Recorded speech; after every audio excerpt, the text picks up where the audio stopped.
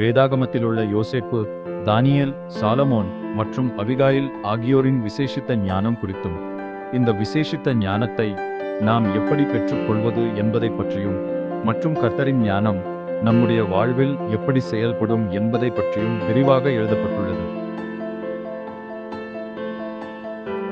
520 பக்கங்கள், ரூபாய் 500. அனைத்து வேர்ட் ஆஃப் கிரைஸ்ட் புத்தக கடைகளிலும் சென்னை NLAG புக் ஸ்டோரிலும் கிடைக்கும். சங்கீதம் 107 43வது வசனம் பாருங்க. சங்கீதம் 107 43வது வசனம். எவன் ஞானம் உள்ளவனோ அவன் இவைகளை கவனிக்க கடவன். ஞானவான்கள் கர்த்தருடைய கிருபைகளை உணர்ந்து கொள்வார்கள். ஞானவான்கள் கர்த்தருடைய கிருபையை உணர்ந்து கொள்வார்கள். உங்களுக்கு கிருபைன்றத சரியாக தெரிஞ்சுக்கிட்டீங்கன்னா தெரிஞ்சுக்கோ, உங்களுக்கு ஞானம் வந்துருச்சுன்னு அர்த்தம். ஏன் திறமை, இது என்னுடைய தாளந்து. நேபுகாத் என்ன சொன்னான்? இது நான் கட்டின அரண்மனை, இது என்னுடைய சாம்ராஜ்யம், இது நான் கட்டினன்னு சொன்னான். கர்த்தர் என்ன பண்ணார் தெரியுமா? கர்த்தர் என்ன பண்ணார்? அப்படி சொன்ன உடனே கர்த்தர் என்ன பண்ணார்? நேபுகாத் நேச்சார அவன் பெருமையா நான் ஒன்று என்ன பண்ணார் கர்த்தர்? அவன் மாட்டை போல புல்ல தின்னான் அப்படின்னு இருக்கு, பனியில் நனைஞ்சான்னு. ஆக்சுவலாக நடந்தது என்ன தெரியுமா? 7.5 வருஷம் என்ன நடந்தது தெரியுமா? அவனுக்கு பைத்தியக்காரன் ஆகிட்டான். அதே அரண்மனையில் தான் இருந்தான். அதே அரண்மனையில் தனி அறையில் அவனை பூட்டி வச்சுருந்தாங்க. பைத்தியம் ஆகிட்டான், பைத்தியக்காரன் ஆகிட்டான். அதனால் ஒரு நாளும் பெருமை பேச்சு பேசக்கூடாது. நான், எனக்கு, என்னுடைய, என் பிள்ளை, நானாக்கும் அப்படியாக்குன்னு பேசுனீங்கன்னா என்ன பண்ணிடுவார் ஆண்டவர்? எரோபியாம் என்ன பண்ணார்? எரோபியாமுக்கு எதிர்த்து நின்று ஒரு தீர்க்க தரிசனம் சொன்னான் ஒருத்தன். உடனே எரோபியா என்ன பண்ண? அவனை பிடிடான்னா. நீட் நகை என்ன பண்ண முடியல, மடக்க முடியல. உசியா ராஜா என்ன பண்ணான்? ஆசாரிகள் மாத்திரம்தான் தூபம் காட்டணும். இவன் உசியா ராஜா என்ன பண்ணிட்டான்? துணிஞ்சு போய் தூபத்தை எடுத்து அப்படியே தூப கலசத்தை ஆட்டினான். அவனுக்கு என்னாச்சு?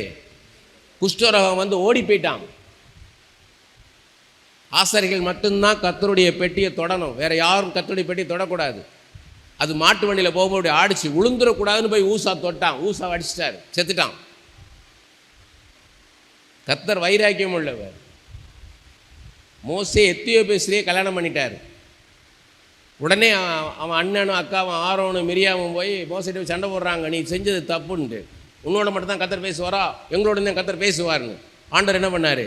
மோசே பேசுறதுக்கு முன்னாடி கர்த்தர் பேசினார். 3 பேர் வா, ஆசாரிப்பு கூடத்துக்கு வா. பாளையத்திலேருந்து அந்த கேம்ப்லேருந்து ஆசாரிப்பு கூடத்துக்கு வா, டேபர்னக்கலுக்கு வாடினார். வந்து என்ன பண்ணார்?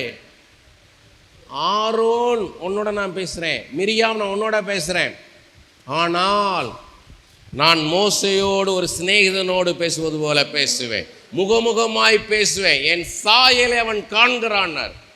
என்ன அர்த்தம்? ஆண்டவர் யாரோட எப்படி உறவுல இருக்கிறார்ன்றது ரொம்ப முக்கியம். ஒருத்தனை பார்க்கும்போது அவங்களுக்கும் கர்த்தருக்குள்ள உறவு எவ்வளோ படி இருக்குது, இன்டிமேட் ரிலேஷன்ஷிப் இருக்கும், கர்த்தரோடு நெருங்கி இருப்பாங்க. அதை உணர்ந்து கொள்ளணும். கர்த்தர் யாரோடும் பேசுவார். மாம்சமான யாவர் மீதும் என் ஆவியை ஊற்றுவேன். தீர்க்க தரிசனம் சொல்லுவீங்க, சொப்பனம் பார்ப்பீங்க, தரிசனம் பார்ப்பீங்க. நீங்க வாஞ்சித்தீங்கன்னா போதும். சிவேன் எடுத்து பயன்படுத்தும் ஐயா. தானியேலை போல என்ன பயன்படுத்தினா தானியேலை போல பயன்படுத்துவார். யோசேப்பை போல என்ன பயன்படுத்துவார், யோசேப்பை போல பயன்படுத்துவார்.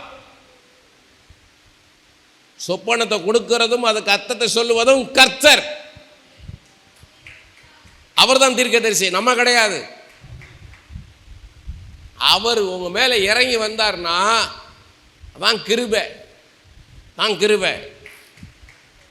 சொல்றார் பாருங்க, ரோமர் 9ஆம் அதிகாரம் 15-16 வசனங்கள் பாருங்க. ரோமர் 9ஆம் அதிகாரம் 15-16 வசனங்கள்.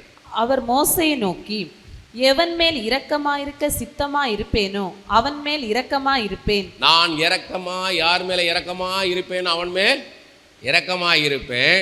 எவன் மேல் உருக்கமா இருக்க சித்தமா இருப்பேனோ அவன் மேல் உருக்கமா இருப்பேன். எவன் மேல் உருக்கமா அப்படின்னா என்ன அர்த்தம் கேட்டீங்கன்னா, கம்பேஷன் மர்சின்னு இருக்கு இங்கிலீஷ் பைபிள்ல.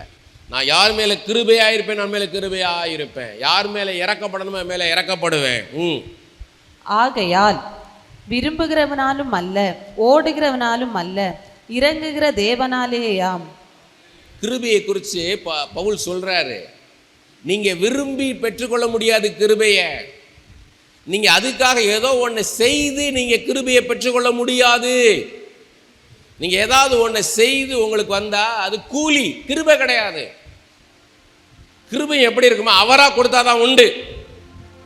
நீ விரும்பியும் பெற்றுக்கொள்ள முடியாது, அதுக்காக நீ பிரயாசப்படி ஏதாவது ஒன்று செய்து பெற்றுக்கொள்ள முடியாதுன்னு. இது எங்கேருந்து சொல்கிறாருன்னா யாத்திராகம் 33 அதிகாரம் 19வது வசனம். யாத்திராகம் 33 அதிகாரம் 19வது வசனம். அதற்கு அவர், என்னுடைய தயையை எல்லாம் நான் உனக்கு முன்பாக கடந்து போக பண்ணி கர்த்தருடைய நாமத்தை உனக்கு முன்பாக கூறுவேன். எவன் மேல் கிருபையா இருக்க சித்தமா இருப்பேனோ அவன் மேல் கிருபையா இருப்பேன். எவன் மேல் இரக்கமா இருக்க சித்தமா இருப்பேனோ அவன் மேல் இரக்கமா இருப்பேன் என்று சொல்லி. ஆமென். இது என்ன அர்த்தம்? எதுக்கு சொல்றாரு? எதுக்கு சொல்றாரு? அவர் இரக்கமுள்ளவருங்க, நம்மளும் அதனால் இரக்கமுள்ளவராக இருக்கணும் அப்படின்னு சொல்லி என்ன பண்ணுவாங்க நிறைய பேர், நாங்கள் எல்லாருக்கும் கொடுப்போம்னு கொடுப்பாங்க. நாங்கள் எல்லாருக்கும் கொடுப்போம். நான் ஆண்டவர் என்ன சொல்கிறாரு? எல்லாரையும் நான் அன்பு செலுத்துவேன், பட்சபாதம் உள்ள தேவன் அல்ல, எல்லார்ட்டையும் அன்பு செலுத்துவார். ஆனால் அவர் யார் மேலே இரக்கம் பாராட்டுவாரோ அவங்க மேலே இரக்கம் பாராட்டுவார். அவர் யார் மேலே கிருபையாக இருப்பாரோ அவங்க மேலே தான் கிருபையாக இருப்பார். அப்படின்னா ஒருத்தருக்கு கொடுக்கும்போது ஆண்டவர்கிட்ட கேட்கணும். உங்கள் கையில் இருக்கிற காசு அது உங்களுக்கு சொந்தம் கிடையாது. அது கொடுத்தது யார்? கர்த்தர் கொடுத்தது. கர்த்தர்கிட்ட கேட்கணும், இது யாருக்கு கொடுக்கணும் ஐயான்னு கேட்கணும். கர்த்தர்கிட்ட. கர்த்தர் சொல்லுவார். நம்ம நினைக்கக்கூடாது. நிறைய பேர் நான் பார்த்துருக்கிறேன், அவங்க சுயநீதி உள்ளவங்க. நாங்கள் எல்லாருக்கும் கொடுப்போம்னு கொடுப்பாங்க. அப்படி கொடுத்தீங்கன்னா கர்த்தர் உங்களை ஆசீர்வதிக்க மாட்டார். இயேசுவே இது உங்கள் காசப்பா, நீங்கள் கொடுத்தது, நான் யாருக்கு கொடுக்கணும்னு கேட்கணும். அவர் யாருக்கு கொடுன்னு சொல்கிறாரோ அங்கே கொடுக்கும்போது தான் உங்களுக்கு அதை விளைச்சலை நீங்கள் பார்க்க முடியும், அதன் பலனை நீங்கள் பார்க்க முடியும்.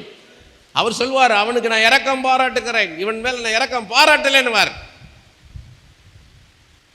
கேட்டு செய்யணும். அதுக்கு தான் சொல்கிறாரு இதை. கிருபையும் நம்ம என்ன தெரியும்னா கொலோசியர் 1 அதிகாரம் 6வது வசனம் பாருங்க. கிருபைனா உடனே நம்ம கிருபை நம்ம நினைச்சு பார்க்காத நடக்குதுன்னா கிருபைன்றோம். கொலோசியர் 1 அதிகாரம் 6வது வசனம். அந்த நம்பிக்கையை குறித்து நீங்கள் முன்னமே சத்திய வசனமாகிய சுவிசேஷத்தினாலே கேள்விப்பட்டிருக்கிறீர்கள். அந்த சுவிசேஷம் உலகமெங்கும் பரம்பி பலன் தருகிறது போல உங்களிடத்திலும் வந்து நீங்கள் அதை கேட்டு தேவ கிருபையை சத்தியத்தின்படி அறிந்து கொண்ட நாள் முதல் அது உங்களுக்குள்ளும் பலன் தருகிறதா இருக்கிறது. தேவ கிருபையை சத்தியத்தின்படி அறிந்து கொள்ளணும். கிருபை எப்படி அறிந்து கொள்ளணும்? பைபிளில் எப்படி சொல்லுதோ அதன்படி தான் நீங்கள் கிருபையை அறிந்து கொள்ளணும். நீங்களா கிருபையை உன்னை நினச்சிக்காத, அர்த்தம் சொல்லாத. பைபிளில் என்ன சொல்லியிருக்க கிருபையை குறித்து அதைப்படி தெரிந்துகொள். நம்ம நினைக்கிறோம் நம்ம நினச்சி பார்க்காத ஒரு காரியம் நடந்தால் கிருபை, தகுதிக்கு மீறி ஒன்று நடந்தால் அது கிருபை நினைக்கிறோம். ஆனால் ஆண்டவர்கிட்ட கேட்கணும். ஆண்டவர்கிட்ட என்ன பண்ணணும்? கிருபைனா என்னென்ன விட கேட்கணும். 2 கொரிந்தியர் 12 அதிகாரம் 9வது வசனம் படிக்க பார்ப்போம். 2 கொரிந்தியர் 12 அதிகாரம் 9வது வசனம். அதற்கு அவர், என் கிருபை உனக்கு போதும், பலவீனத்திலே என் பலன் பூரணமாய் விளங்கும் என்றார். ஆகையால் கிறிஸ்துவின் வல்லமை என்மேல் தங்கும்படி என் பலவீனங்களை குறித்து நான் மிகவும் சந்தோஷமாய் மேன்மை பாராட்டுவேன். என் கிருபை உனக்கு போதும், உன் பலவீனத்தில் என் பலன் பூர்ண. எந்த கான்டெஸ்ட்டில் சொல்கிறார்னு படிக்கணும். My grace is sufficient for you. என் கிருபை உனக்கு போதும்ட்டார். அப்போ இது எங்கே சொல்கிறார், எதுக்கு சொல்கிறாருன்னு தெளிந்த புத்தி நமக்கு வேணும். அது முன்னாடி பார்த்தீங்கன்னா ஒரு 5 வசனத்துக்கு முன்னாடி பார்த்தீங்கன்னா பவுல் ஜெபம் பண்ணுறார். பவுல் என்ன ஜெபம் பண்ணுறாருன்னா, ஆண்டவரே எனக்கு எல்லாம் கொடுத்திருக்கிறீர், நிறைவாக என்னை படைத்திருக்கிறேன், என்னிடத்துல ஒரு பலவீனம் இருக்குது. என்னிடத்துல ஒரு பலவீனம் இருக்குது. சாத்தானால் கொடுக்கப்பட்ட ஒரு முள் இருக்கே, மாம்சத்தில் ஒரு பலவீனம் இருக்கு, அதை எடுத்து போடும்னு கேட்குறார். அதை எடுத்து போட்டால் நான் பெர்ஃபெக்ட் ஆயிடுவேன் அப்படின்னு சொல்கிறார். அப்போ ஆண்டவர் சொல்கிறாரு, பவுல் ஏன் உன் பலத்தையும் உன் பலவீனத்தையும் பார்த்துக்கிட்டு இருக்கிற, நான் உன் மேலே வைத்திருக்க கிருபையை பாருன்றார். உன் பலவீனத்து நிமித்தம் என் கிருபையை உன் மேலே வச்சிருக்கிறேன். என் கிருபை உனக்கு போதும். உன் பலத்தை உன் பலவீனத்தை பார்க்காத, நான் உன் மேல வைத்திருக்கிற கிருபையை நோக்கி பார். அதுதான் அர்த்தங்க. வசனத்தை பகுத்து பகுத்து படித்து பார்க்க தெரிஞ்சுக்கிடணும். அதனால தான் யோவான் 8:32 ஆண்டவராக இயேசு கிறிஸ்து சொன்னார், சத்தியத்தை அறிந்து கொள், சத்தியம் உன்னை விடுதலையாக்கும். சும்மா இருக்கிறதாலும் கிருபையே கிருபையே கிருபையே கிருபையேனக்கூடாது. நம்ம என்ன நல்லா பாட்டு பாடுறோம், நல்லா ஜெபிக்கிறோம், ஆனால் எது வேணும்? சத்தியத்தை சத்தியமாய் கற்றுக்கொண்டு போய் பாடணும். அவர் என்ன பண்ணுவார்? நீங்கள் கிருபையே கிருபையேன்னு போது ஆண்டவர் பண்ணுவார், பைபிளை படிமா பைபிளை படிமா, கிருபையை நல்லா தெரிஞ்சுக்கிட்டு வாமா, கிருபையை பற்றி தெரியாமல் கிருபை கிருபைன்னு பாருன்னு பிள்ளைகளை பேர் வைப்பாங்க கிருபா. அந்த பிள்ளைக்கு தெரியாது கிருபைன்னா என்னென்னு, அவங்க அம்மாவுக்கும் தெரியாது, அவங்க அப்பாவுக்கும் தெரியாது கிருபைனா என்னென்னு தெரியாது. கூட கிருபை, ஏன் கிருபை வாடி, ஏன் கிருபை, ஏன் கிருபை அதை எடுத்து விட, ஏன் கிருபை பாவம். அதுக்கு சொல்லிக் கொடுக்கணும் கிருபைனா என்ன. யோசேப்பு பேர் வைக்கிறார் தான் பிள்ளைக்கு. எப்படி பேர் வைக்கிறாரு யோசேப்பு? மனாசே. மனாசேன்னு என்ன அர்த்தம்? நான் பட்ட கஷ்டத்தை எல்லாம் மறக்க வைத்தார் என் கர்த்தர். இந்த பிள்ளை பிறந்த உடனே இந்த பிள்ளை முகத்தை பார்க்கும்போது, என் தகப்பன் வீட்டார் எனக்கு செய்த அவ்வளவு தீமையும் என் கர்த்தர் மறக்க பண்ணினார். அதான் மனாசே. அடுத்த பிள்ளைக்கு எப்ராயிம்னு பேர். என்ன எப்ராயிம்னா என்ன? எந்த இடத்துல நான் சிறுமைப்பட்டேனோ அதே சிறுமைப்பட்ட இடத்துல என்னை கர்த்தர் பலுகி பெருக பண்ணினார்.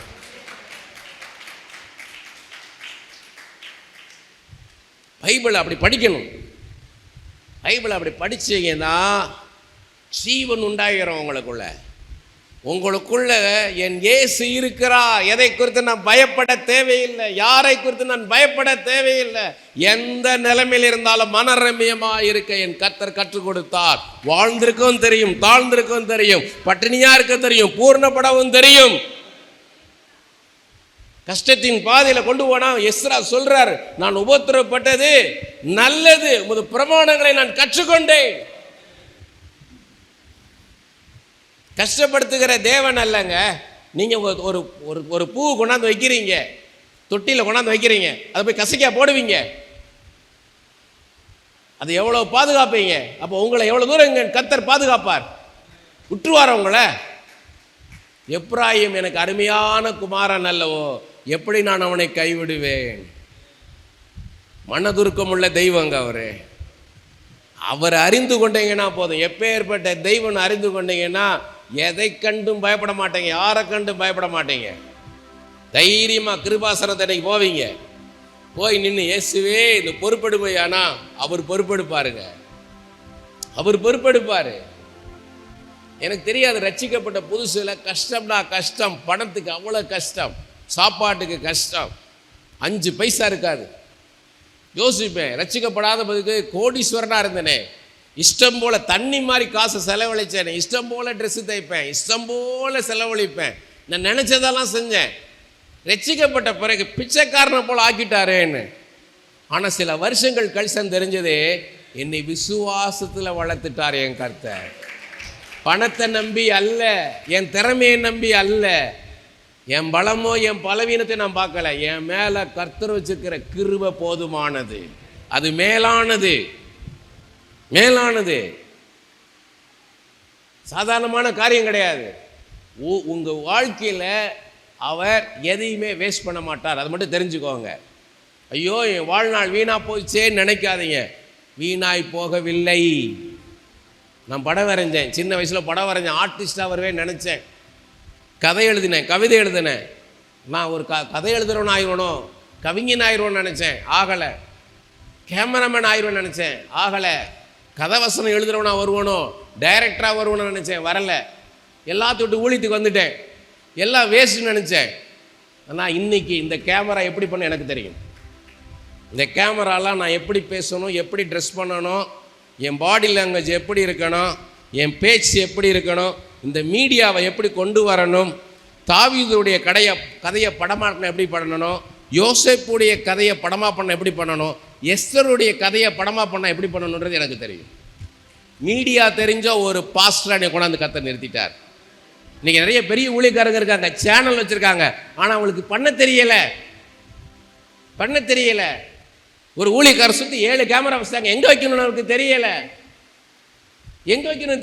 7 கேமரா இருக்கு, சுற்றி இருக்கு, எங்கே வைக்கணும், எதை எடுக்கணும்னு தெரியலைங்க. அப்போதான் நினச்சேன் கர்த்தர் எவ்வளவு நல்லவர்னு வானத்தை அண்ணாந்து பார்த்தேன். நான் எந்த கேமராவில் எதை எடுக்கணும், எப்போ எதை காமிக்கணும்ன்றத அந்த அறிவை, அந்த ஞானத்தை எனக்கு கர்த்தர் அனுபவமாக கொடுத்துருக்கிறார். எல்லாம் வலது கை சொல்லுங்க, என் வாழ்க்கையில் எதுவும் வீணாய் போகவில்லை. என் ஜெபம் ஒரு நாள் வீணாய் போகாது. இத்தனை நாள் நான் பண்ண ஜெபம் என் கர்த்தருடைய சன்னிதானத்தில் தூபம் போல போய்கிட்டே இருக்குது. அதை முகந்து பார்த்துக்கிட்டே இருக்கிறார். அவர் கணக்கில் வச்சிருக்கிறார். என் கண்ணீரை அவர் தூரத்தில் வச்சிருக்கிறார். என் அலைச்சல், என் மன உளைச்சலை அவர் கணக்கில் எழுதி வச்சிருக்கிறார். அதுக்கு எல்லாத்துக்கும் கணக்கு கொடுக்கும்படியாக அவர் அநீதி செய்கிற தேவன் அல்ல, அவர் நீதி செய்கிற தேவன். அவர் அநியாயத்துக்கு தேவன் அல்ல, அவர் நியாயத்துக்கு தேவன். எனக்கு நிச்சயமாக நீதி செய்வார். 1000 வருஷம் கிடைக்காததை எனக்கு ஒரே நாள்ல என் கர்த்தர் தருவார். 20 வருஷம் 30 வருஷம் கஷ்டப்பட்டு சம்பாதிக்கிறத என் கர்த்தர் ஒரே நாளில தர வல்லவராயிருக்கிறார். நான் அதை நம்புகிறேன். என் இயேசுவை நான் நம்புகிறேன்.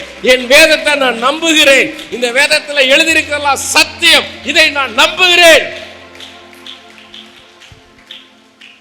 அதுக்கு தான் பைபிளை படிங்கன்றது. ஏன் சொல்றார்? கர்த்தருடைய வேதத்தில் பிரியமாயிருந்து. சம்பிரதாயமா பைபிளை படிக்காதீங்க. அப்படி பைபிளை படிக்க நிறுத்திருங்க. பைபிளை படிக்காதீங்க. சடங்காச்சாரமா, சம்பிரதாயமா படிக்காதீங்க. கர்த்தர் மேல பிரியமா இருந்தீங்கன்னா, கர்த்தரை இயேசுவை உண்மையா நேசிச்சீங்கன்னா பைபிள் எடுத்து படிங்க. கர்த்தருடைய வேதத்தில் பிரியமாயிருந்து இரவும் பகலும் அதை படித்து அதை நினைத்து பார்க்கிற தியானிக்கிற மனுஷன் பாக்கியவான். அவன் நீர்க்கால்களாய் ஓரமாய் நடப்பட்டு தன் காலத்தில் தன் கனியை தந்து இலையுதிராதிருக்கிற மரத்தை போல் இருப்பான். அப்படிப்பட்டவன் செய்வதெல்லாம் வாய்க்கும். பைபிள் சாதாரணமான புஸ்தகம் கிடையாதுங்க. அது மிராக்கிள் நடக்கணும், அவங்க வாழ்க்கையில் அற்புதம் நடக்கணும். பைபிளை படிங்க. கிருபையா இறங்கி வருவார். உங்களை நம்பி கிடையாது. கர்த்தர் உங்களை ஆசீர்வாதம் நினைச்சார்னா யாராலையும் தடை செய்ய முடியாது. இதே மாதிரி ஒரு ஊழியக்கார கூட்டம் இந்த இயேசு பண்ணையில் தேனியில் ஒரு 350 ஊழியக்காரங்க வந்திருப்பாங்க. எல்லாம் ஊழியம் பண்ணுறவங்க. அது ஒரு கூட்டம் நடக்கும். சாப்பாடு கொஞ்சம் தூரத்தில் நடக்கும். மத்தியான வெயிலில் நான் நடந்து போய்கிட்டு இருக்கேன். திடீர்னு ஒரு ஹஸ்பண்ட் ஒய்ஃபு டபார்னு முழங்கால் போட்டாங்க. மண்ணு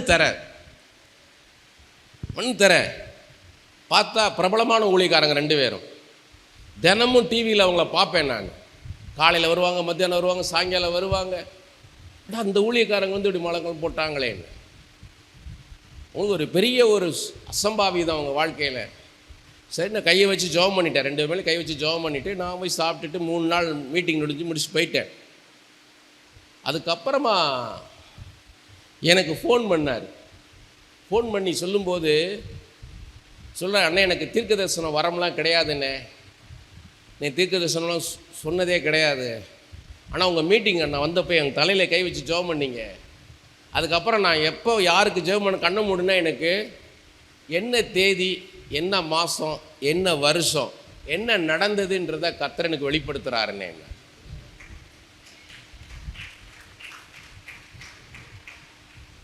துக்கமாக இருக்குல்ல? துக்கமாக இருக்கு. உங்கள்கிட்ட போய் சொன்னேன் பாருங்கன்ற மாதிரி.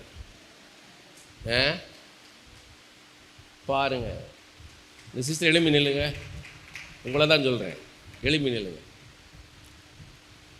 அப்படி ஒரு ஞானம் உங்களுக்குள்ள. பயங்கர இன்டெலிஜென்ட், ஷார்ப்னா அவ்வளோ ஷார்ப்.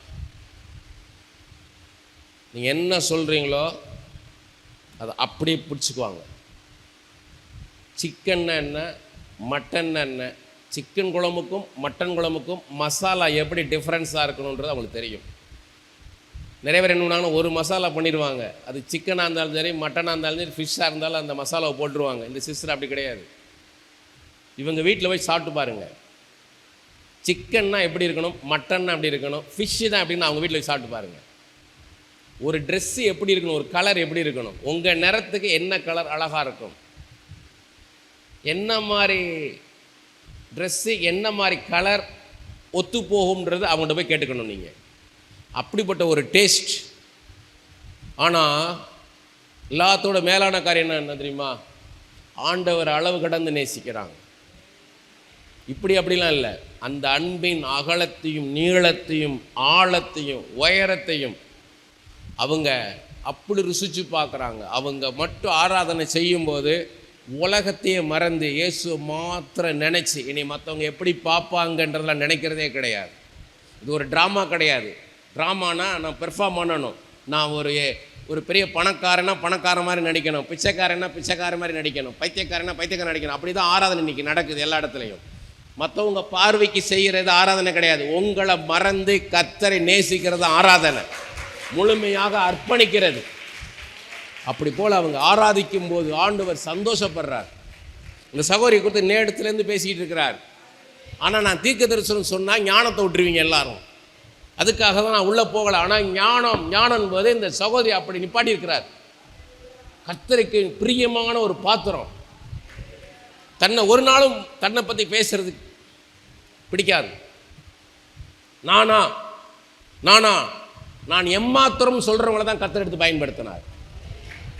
தாவீது நான் எம்மாத்திரம்னார், தூக்கி நிறுத்தினார். ஒரு தீர்க்கதரிசியாக, ஒரு ராஜாவாக, பாடல் எழுதுகிறவனாக, புது புது ராகங்களை கொடுத்து, புது புது இசைக்கருவிகளை கொடுத்து தூக்கி நிறுத்தினார் தாவீதை.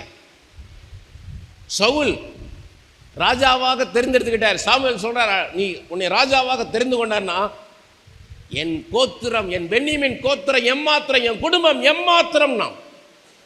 மோசே சொன்னாரு, உன்னை தீர்க்கதரிசியாக தெரிந்து நான் எம்மாத்திரம்னார். நம்முடைய எம்மாத்திரம் சொல்றவங்கள தான் ஆண்டவர் உயர்த்துவார். இந்த சகோதரி வாழ்க்கை மாறுதா இல்லையா பாருங்க. இன்னைக்கு எழுதி வச்சுக்கோங்க, இந்த சகோதரியுடைய வாழ்க்கை மாறுதா இல்லையா பாருங்க. ஒரு மகோன்னதமான பாத்திரமா நிறுத்துவார். அவங்க சொல்றதெல்லாம் நடக்கும். நீ சாதாரணமா போய் கஷ்டமா இருக்கு, மீனே கிடைக்கல,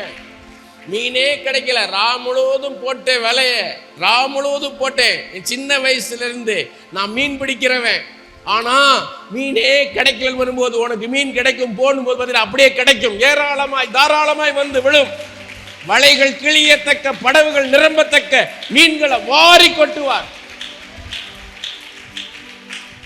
இது சாதாரணமான பாத்திரம் கிடையாது. கஷ்டப்பட்ட பாத்திரம், உடைந்த பாத்திரம், இது கண்ணீரின் பாத்திரம், அது உடைக்கப்பட்ட பாத்திரம். அதனாலதான் கிருபையாய் கர்த்தர் இறங்கி வந்திருக்கிறார். நான் கண்ட்ரோல் பண்ணேன். நான் யாருக்கும் ப்ராஃபஸி சொல்லக்கூடாதுன்றதுல நான் கடுமையாக இருந்தேன். நான் கர்த்தர் பேசிக்கிட்டே இருந்தார், நேத்தெல்லாம் பேசிக்கிட்டு இருந்தார். இன்னைக்கு காலைல பார் என்னை எப்படி ஆராதிக்கிறா பார். உள்ளத்தின் ஆழத்திலிருந்து ஆண்டவர் மேல வாஞ்சங்க, மானானது நீரோடைகளை வாஞ்சித்து கதறது போல அந்த ஆத்துமா ஆண்டவர் அப்படியே பற்றி பிடிக்குது. எதையும் கேட்கல ஆண்டவர்கிட்ட, இதுவரைக்கும் எதையும் கேட்கல. இந்த மகள் கேளாத ஐஸ்வர்யத்தையும் ஞானத்தையும் சம்பத்தையும் செல்வத்தையும் இந்த மகளுக்கு கொடுத்து இந்த மகளை ஆசீர்வதிப்பார் ஆண்டவர், தூக்கி நிறுத்துவார். நம்மெல்லாம் என்ன கேட்கிறோம்? எனக்கு அதைத்தாரும் இதைத்தாரும் என்னை ஆசீர்வதியும்னு எதையுமே கேட்காதனால இது மற்றவங்களுக்கு ஆசீர்வாதமான பாத்திரம். இனி இந்த நாவிலிருந்து புறப்படுகிற ஒவ்வொரு வார்த்தையும் அப்படியே கர்த்தர் நிறைவேற்றுவார். பிள்ளை பெறாதவங்களை பார்த்து இந்த பிள்ளை தருவார் கர்த்தர்னா பிள்ளை பிறக்கும். அரசாங்க வேலை இல்லைன்றவங்க பார்த்து கேட்கும்போது அரசாங்க வேலை உனக்கு கிடைக்கும்னு சொன்னா கிடைக்கும். என் கர்த்தர் வாய்க்கை செய்வார். இந்த பெண்ணு மேல ஒரு புறா மாதிரி வந்து இறங்கி இருக்கிறார். புறா, ஒரு பெரிய புறா, சின்னதை இப்படி கையில் அடக்க முடியாது, ஒரு பெரிய புறா அந்த பிள்ளையை சுத்தி சுத்தி சுத்தி வந்துகிட்டே இருக்குது. கர்த்தர் ஆவியானவர் அசைவாடிக்கிட்டே இருக்கார். எல்லாம் வலதுகையை உயர்த்தி, இயேசுவே அப்பா எங்களோடு நீர் பேசுவதற்காக ஸ்தோத்திரம். எங்கள் மத்தியில ஒரு சகோதரியை நீர் எழுப்புவதற்காக உமக்கு நன்றி செலுத்துகிறோம் ஐயா. நீர் யார் மேல் இரக்கமா இருக்கிறீர், யார் மேல் கிருபையாய் இருக்கிறீர் என்பதை எங்க கண்ணு முன்னால நீர் காண்பிப்பதற்காக ஸ்தோத்திரம் ஐயா. இயேசுவே, மனதார அந்த சகோதரி நாங்கள் ஆசீர்வதிக்கிறோம். இயேசுவின் நாமத்தில் எங்கள் மத்தியிலே ஒரு சகோதரியை நீர் எழுப்புவதற்காக, உம்முடைய வாயாக நீ தெரிந்து கொண்ட கிருபைக்காக, இயேசுவே, மரணமும் ஜீவனும் உன் நாவின் அதிகாரத்தில் இருக்குன்னு சொன்ன வார்த்தையின்படி இந்த மகளுடைய நீர் நாவை தொடுவதற்காக, எரேமியாவின் வாயை தொட்ட அதே கரம் இந்த மகளுடைய வாயை தொடுவதற்காக ஸ்தோத்திரம். கட்டவும் நாட்டவும் ஆக இந்த பிள்ளை நீர் பயன்படுத்த போவதற்காக ஸ்தோத்திரம். நிர்மூலமான வாழ்க்கையை இந்த மகள் கட்ட போவதற்காக நன்றி. உடைந்து போன பாத்திரங்களை தூக்கி இந்த மகள் நிறுத்த போவதற்காக நன்றி ஐயா. இப்பவும் நான் எம்மாத்திரம் சொல்லுவதனால இதற்காக என்னை தெரிந்து கொண்டார் கர்த்தர். எதனால என் மேல கிருபையாய் இருக்கிறார்னு உன்னை தாழ்த்தினபடியினால் உன்மேல் அதிகமான கிருபையை கர்த்தர் அருளி செய்தேன்னு சொல்றார். பெருமை உள்ளவர் கர்த்தர் எதிர்த்து நிற்கிற தேவனாய் இருக்கிறேன். தாழ்மை உள்ளவர்களுக்கோ அதிகமான கிருபையை தருகிற தேவனாய் இருக்கிறேன். ஓ லபா கபா ரபா, எனக்காக நிப்பாய், எனக்காக திறப்பின் வாசலை நிப்பாய். எஸ்தர் ராஜாத்தியை போல மற்ற ஜனங்களுக்காக நீ மன்றாட ஆரம்பிப்பாய். இன்று ராத்திரி அதை நீ காண்பாய். இன்று ராத்திரி அப்பா ஓரி பாக்கா பாபா பாபா அப்பா, உன்னையும் மீறி உனக்குள்ள ஒரு விண்ணப்பத்தின் நாவி, கிருபையின் நாவி உன் மீது இறங்கி வருவதை இன்று இரவு நீ காண்பாய்.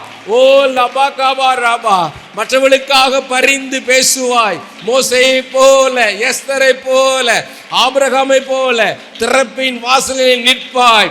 ஓ என் ஜனம் அழுகிறதே, என் ஜனம் அழுகிறதே, அழுது ஜெபிக்க ஆரம்பிப்பாய். இதுவே அடையாளம். கர்த்தர் உன்னோடு கூட பேசினேன் என்பதற்கு இது ஒரு மனுஷ சத்தம் அல்ல, இது தேவ சத்தம் என்பதற்கு இதுவே அடையாளம். ஆமென், ஆமென். கரங்களை தட்டி கர்த்தரை மகிமைப்படுத்துவோமா?